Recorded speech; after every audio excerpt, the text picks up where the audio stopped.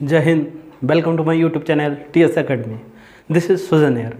जैसा कि मैंने आपको बताया था कि जीडीपी का छोटे छोटे भागों में मैं वीडियो लाता रहूँगा और वो वीडियो आ ही रहा है। और पहले हमने देखिए NI क्लियर किया था, उसके बाद हमने नेक्स्ट पार्ट में GDP क्लियर किया था। तो GDP क्लियर के अंदर GDP मैंने चालू कर दिया, फिर मैंने बताया था कि हाँ इसके GDP को निकालते कैसे है वो बताएंगे। तो आज हमारा जो वीडियो रहेगा वो GDP निकालते कैसे। तो देखिए, एक तो GDP MP पर निकालेंगे, ठीक, और एक GDP FC पर निकालेंगे। सबसे पहले तो ये देखते हैं कि आखिर GDP MP क्या है, फुल फॉर्म क्या है GDP का, ग्रॉस डोमेस्टिक प्रोडक्ट, वो भी किस पर, मार्केट प्राइस पर।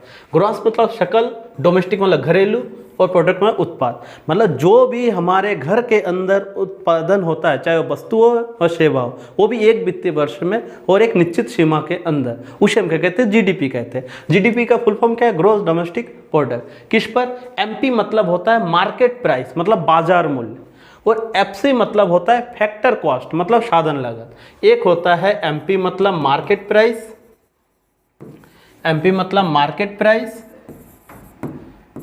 और FC मतलब फैक्टर कॉस्ट, फैक्टर कॉस्ट। अब ये हर एक एक चीज़ को मैं छोटे छोटे शब्दों में बेहतरीन करके समझाऊंगा कि आखिर फैक्टर क्या होता है, फैक्टर कॉस्ट क्या है, MP क्या है, मार्केट प्राइस पर कैसे GDP निकालते हैं। तो उसके लिए आगे देखिए, तो इसमें GDP और GDP MP and GDP FC के बारे में आपको उसका फुल फॉर्म पता चल गया। MP मतलब मार्केट प्राइस और FC मतलब फैक्टर कॉस्ट। अब एक होता क्या है, देखिए, सबसे पहले आपको ये समझना पड़ेगा कि यदि वस्तु या सेवा उत्पादन होती है तो उसके फैक्टर कितने होते हैं। तो देखिए, फैक्टर ऑफ प्रोडक्शन मतलब उत्पादन के कारक। तो उत्पादन के टोटल कितने कारक है, टोटल 4 कारक है। यदि इन 4 कारकों में से 4 फैक्टर में से कोई भी फैक्टर यदि ना हो तो वस्तु को हम उत्पादन नहीं कहते। जैसे देखिए, कोई भी वस्तु उत्पादन होता है तो उसमें लैंड की आवश्यकता होती है, अर्थात भूमि की आवश्यकता होगी। अच्छा, कोई भी वस्तु यदि उत्पादन होगा तो उसमें लेबर की आवश्यकता होगी, अर्थात श्रम की आवश्यकता होगी। अगर कोई भी वस्तु उत्पादन होता है तो उसमें पूंजी की आवश्यकता होगी। कोई भी वस्तु यदि उत्पादन होता है तो उसमें उद्यमी की आवश्यकता होगी। यदि इन चारों फैक्टर में से कोई भी फैक्टर ना हो तो उसे हम वस्तु उत्पादन नहीं कहते। अर्थात कोई भी वस्तु, जैसे मान लीजिए पेन है, ये बोर्ड है, ये बोर्ड एक प्रोडक्शन तो है MP पर, लेकिन एक उत्पादन कब हुआ है, इसमें जब 4 कारकों ने काम किया है तब जाके एक वस्तु का निर्माण हुआ। कौन कौन, भूमि, श्रम, पूंजी और उद्यमी। इसका मतलब सबसे पहले किसी वस्तु को उत्पादन करने के लिए हमें फैक्टर का होना जरूरी है। तो इसके बारे में नॉलेज का भी होना जरूरी है कि आखिर फैक्टर क्या होते हैं। फैक्टर यही है, ये 4 कारक है, किसके, उत्पादन के।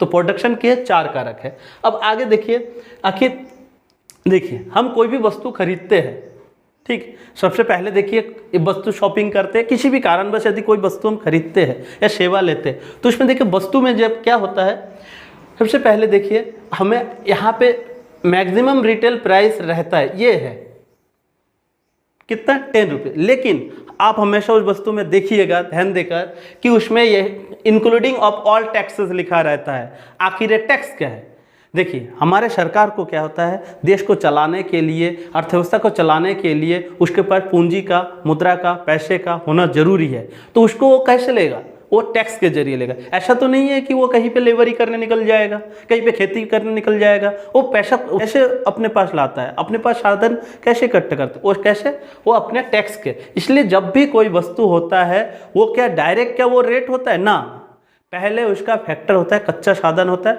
उस पर गवर्नमेंट क्या लगाते हैं, टैक्स लगाते हैं। तो टैक्स वो डायरेक्टली भी हो सकता है और इनडायरेक्टली भी हो सकता है। तो आपको वस्तु के बारे में भी पता चल गया, उसके फैक्टर के बारे में भी पता चल गया। अब आगे देखिए, अच्छा अब देखिए GDP अब फैक्टर कॉस्ट, इसका मतलब हम फैक्टर कॉस्ट पर निकाल लेंगे। देखिए रियल जो वैल्यू होता है किसी भी वस्तु का, हम जब कोई वस्तु खरीदते हैं, आखिर वस्तु का मूल्य डिसाइड कैसे होता है, या तो MP पर डिसाइड होगा या तो फैक्टर कॉस्ट पर डिसाइड होगा। लेकिन जो हकीकत में जो वास्तविक मूल्य होता है ना, वो फैक्टर कॉस्ट पर ही होता है। लेकिन जो GDP निकाला जाता है वो MP पर निकाला जाता है, मार्केट प्राइस पर निकाला जाता है।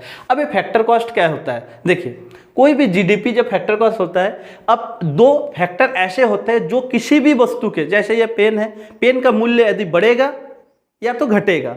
यदि बढ़ेगा या घटेगा तो कैसे घटेगा और कैसे बढ़ेगा, तो दो फैक्टर काम करते हैं। नंबर एक टैक्स काम करेगा, नंबर दो सब्सिडीज काम करेगा। सब्सिडीज काम करेगा, ठीक है। ये दोनों क्या करेगा, ये दोनों फैक्टर कॉस्ट पर काम करेगा। तो ये दोनों, अब देखो जब भी टैक्स लगाएगा तो जाहिर सी बात है वस्तु का मूल्य सीधा बढ़ जाएगा। यदि उस वस्तु का मूल्य को घटाना है तो गवर्नमेंट क्या करता है, सीधा का सीधा सब्सिडीज लगा, उससे क्या होता है तो इससे आपको पता चल गया टैक्स क्या करता है, वस्तु के मूल्य में वृद्धि करता है, और सब्सिडीज क्या होता है, गुड्स के प्राइस में क्या करता है, कमी करता है। यदि अब आप सोचिए जब भी मार्केट प्राइस निकालेंगे, यदि हम मार्केट पे करेंगे तो मार्केट प्राइस, सिंपल सी बात है, टैक्स ऐड होगा तो मार्केट प्राइस होगा, टैक्स माइनस होगा तो फैक्टर कॉस्ट होगा। तो जब भी मार्केट प्राइस में आएगा तो टैक्स प्लस हो जाएगा, और जब भी फैक्टर कॉस्ट में आएगा तो टैक्स माइनस हो जाएगा, ठीक है। ये दो चीजें याद रखिएगा कि किस कंडीशन में टैक्स प्लस होता है और किस कंडीशन में टैक्स माइनस होता है। अब इसमें देखिए, ये देखिए जब हम जीडीपी जब एफसी पर निकालते हैं, एफसी मतलब फैक्टर कॉस्ट, फैक्टर कॉस्ट तो अभी भी मार्केट प्राइस नहीं गया, इसका मतलब वस्तु टोटल मार्केट प्राइस, क्योंकि मार्केट प्राइस मतलब ही टैक्स ऐड हो जाना, मार्केट प्राइस मतलब ही टैक्स ऐड हो जाना, और फैक्टर कॉस्ट मतलब ही टैक्स माइनस हो जाना। अर्थात जब भी हम जीडीपी फैक्टर कॉस्ट पर निकालेंगे तो सिंपल सी बात है, मार्केट प्राइस में से टैक्स को घटा देंगे और साधन आ जाएगा, लेकिन सब्सिडीज को ऐड भी कर देंगे। क्यों?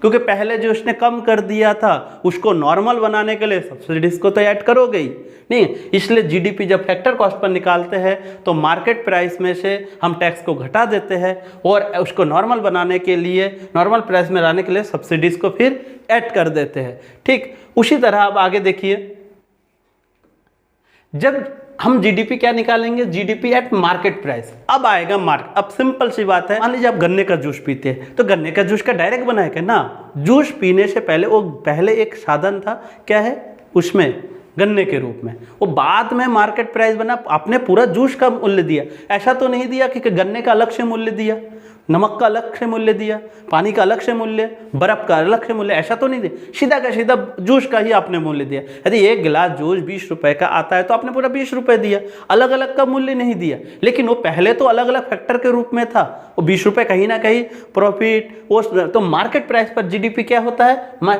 सीधा का सीधा जीडीपी जो एफसी होता है उसका जो फैक्टर कॉस्ट होता है, जो मैंने चारों कारक बताए थे, उस पर क्या होता है, सीधा का सीधा गवर्नमेंट आ जाती है और गवर्नमेंट सीधा का सीधा टैक्स लगा देती है।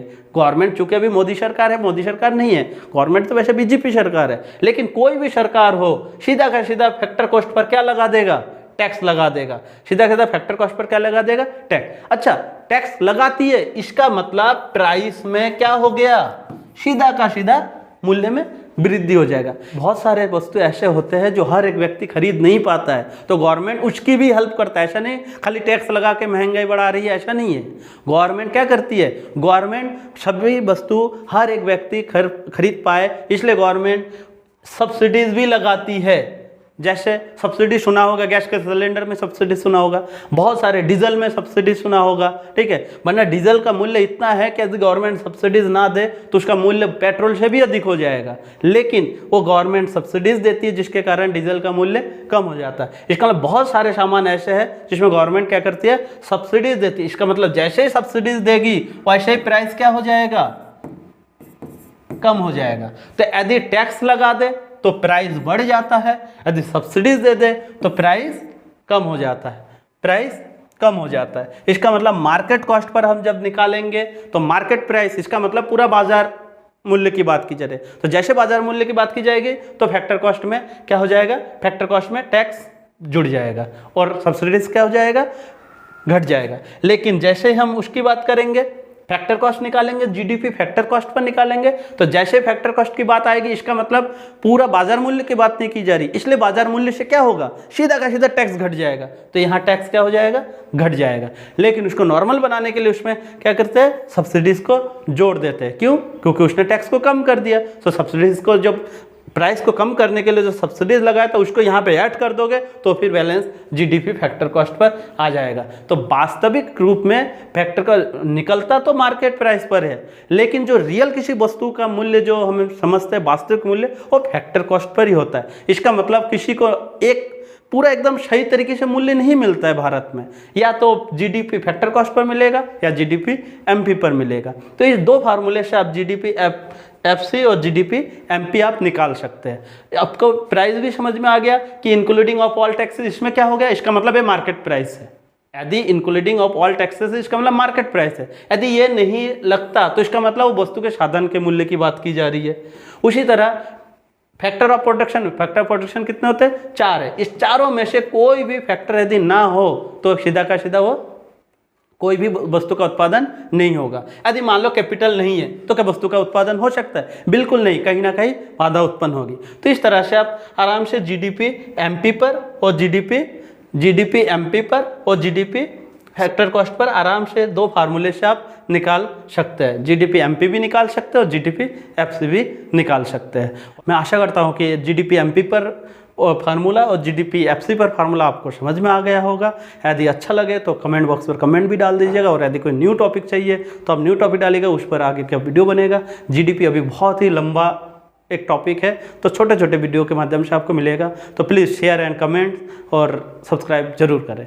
Thank you.